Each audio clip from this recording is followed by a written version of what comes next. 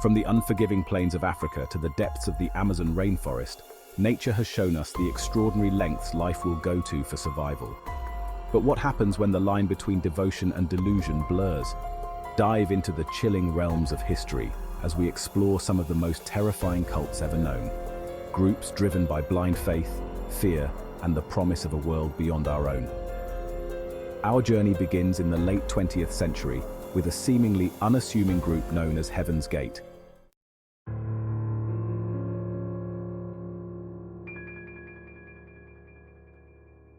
In the annals of modern history, few groups have captured the world's attention quite like Heaven's Gate. Founded in the United States during the 1970s, this cult, led by the enigmatic Marshall Applewhite, preached a bizarre gospel of UFOs, extraterrestrial salvation, and a radical rejection of the human form. Applewhite, a charismatic figure with a troubled past, convinced his followers that they were on the verge of a cosmic evolutionary leap. He claimed that a spaceship, hidden behind the Hale-Bopp comet, awaited them, ready to transport their souls to a higher level of existence. To prepare for this supposed ascension, members adhered to a strict lifestyle, one marked by celibacy, isolation from the outside world, and a chilling detachment from earthly concerns.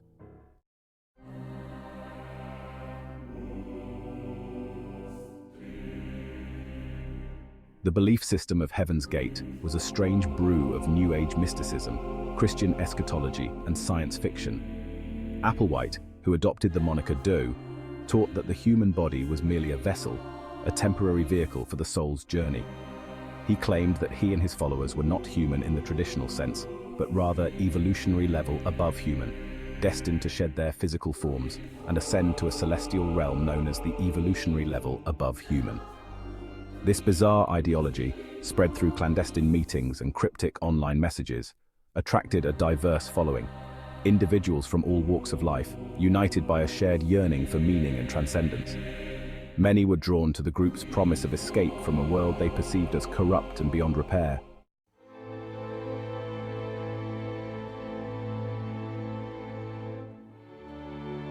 The year is 1997. The Hale-Bopp comet, a celestial visitor from the depths of our solar system, blazed across the night sky, captivating the world.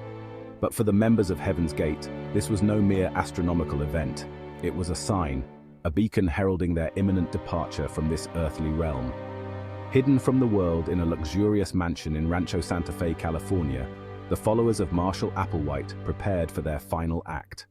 They believed that within the comet's tail lay a spacecraft, their vessel to a higher evolutionary level, a level they called the evolutionary level above human.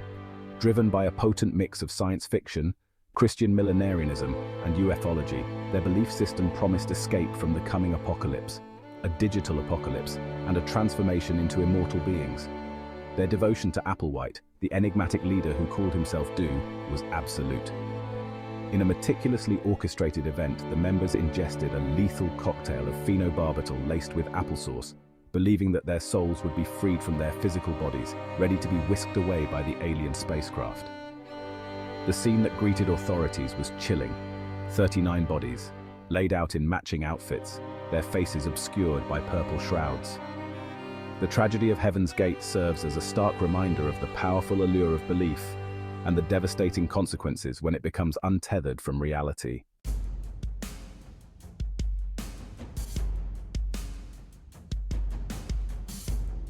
From the heart of Indianapolis to the depths of the Guyanese jungle, the story of the People's Temple is one of idealism corrupted, descending from a message of social justice into a nightmare of paranoia and control.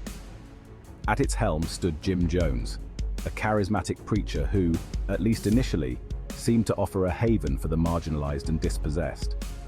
Jones, a master manipulator, preached a gospel of racial equality and economic fairness, attracting a diverse following of disillusioned souls seeking a better world. He offered them community, purpose, and the promise of a utopian future. But behind the facade of benevolence lurked a darker truth. As Jones's grip on his followers tightened, dissent was met with increasingly brutal punishments. The community, once vibrant and hopeful, became shrouded in fear. Fearing exposure and investigation, Jones moved his flock to a remote settlement in Guyana, a place he called Jonestown. Isolated and cut off from the outside world, Jones's paranoia spiraled. He demanded absolute obedience, his sermons laced with threats of enemies and impending doom. On November 18, 1978, Jones orchestrated a mass suicide, forcing his followers, including over 300 children, to drink cyanide-laced Flavor Aid. The tragedy at Jonestown stands as a chilling testament to the dangers of unchecked power and the seductive nature of fanaticism.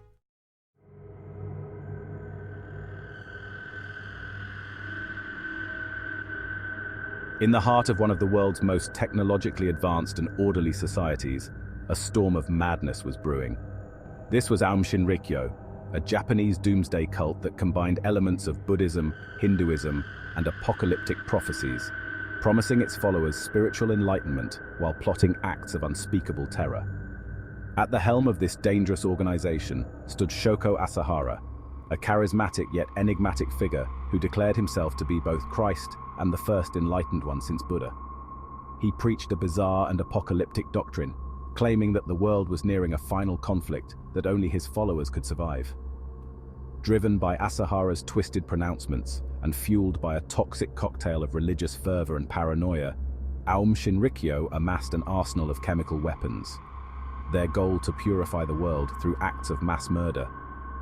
On March 20, 1995, the cult unleashed its terror upon the Tokyo subway system, releasing deadly sarin gas during rush hour. The attack, which killed 13 people and injured thousands more, sent shockwaves through Japan and the world. It was a stark and terrifying reminder that even in the most modern of societies, the darkness of fanaticism can lurk beneath the surface, waiting for its moment to strike.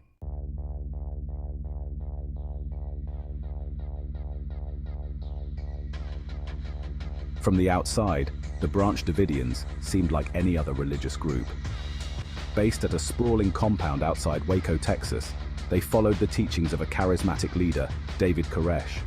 But beneath the surface of normalcy, a storm was brewing. Koresh, a self-proclaimed prophet, preached an apocalyptic gospel, warning of an imminent battle with Babylonian forces. His followers, many drawn to his message of salvation, were devoted, their lives completely entwined with the compound and its doctrines. The Bureau of Alcohol, Tobacco and Firearms received reports of illegal firearms at the compound, setting the stage for a confrontation that would shake the nation. On February 28, 1993, ATF agents raided the compound. A fierce gun battle erupted, leaving 4 agents and 6 Branch Davidians dead. The siege of Mount Carmel had begun. For 51 long days, the world watched in horror as the standoff dragged on. Tense negotiations, punctuated by sporadic gunfire, failed to break the impasse. The compound, now a powder keg of fear and paranoia, became a symbol of religious extremism and the volatile consequences of government intervention.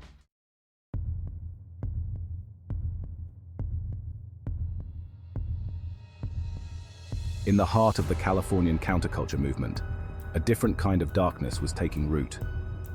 Charles Manson, a charismatic drifter with a troubled past, assembled a group of lost souls, drawn to his warped vision of a race war he called Helter Skelter. Manson, with his hypnotic gaze and messianic pronouncements, exerted a chilling control over his followers, transforming them from aimless youths into instruments of his twisted will. The Manson family, as they became known, embarked on a terrifying spree of violence, their crimes shocking the world with their brutality. The murders of actress Sharon Tate and her companions, followed by the savage killings of Leno and Rosemary LaBianca, exposed the dark underbelly of the hippie dream, leaving an indelible stain on the American psyche. Manson's trial became a media spectacle, his chilling pronouncements and the gruesome details of his crimes captivating and horrifying the nation. The Manson family's reign of terror, though short-lived, served as a stark warning about the dangers of unchecked charisma and the seductive allure of evil.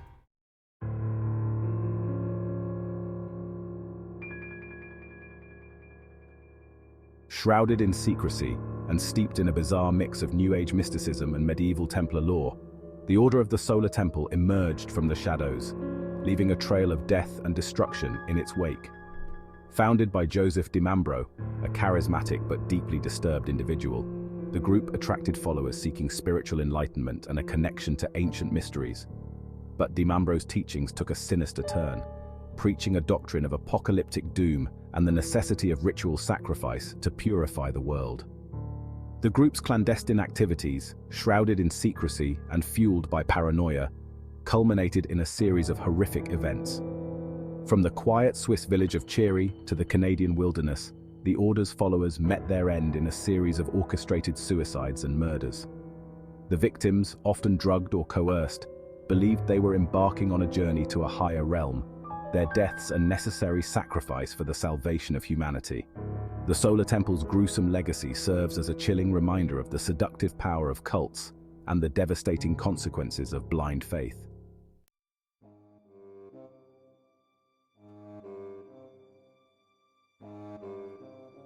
From the dusty plains of India to its bustling cities, a sinister secret society once held sway.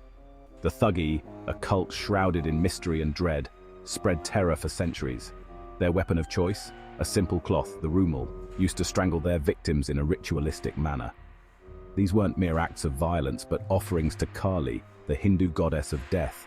Shrouded in secrecy, the Thuggee operated with chilling efficiency, often infiltrating groups of travelers before striking with deadly precision. Their reign of terror, a chilling testament to the dark side of human belief, left an indelible mark on India's history.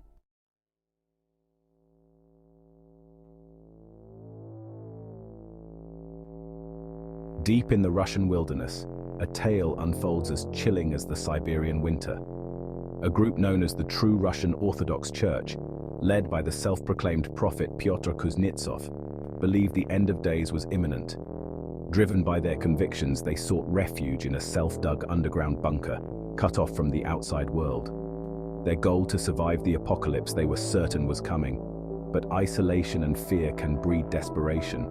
As months turned into years, their hope dwindled, and their situation grew increasingly desperate.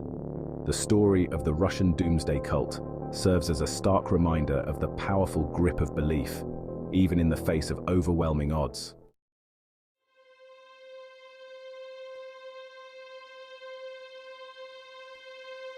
From the chilling rituals of the Thuggee to the desperate isolation of the Russian doomsday cult, we've journeyed through some of history's darkest corners.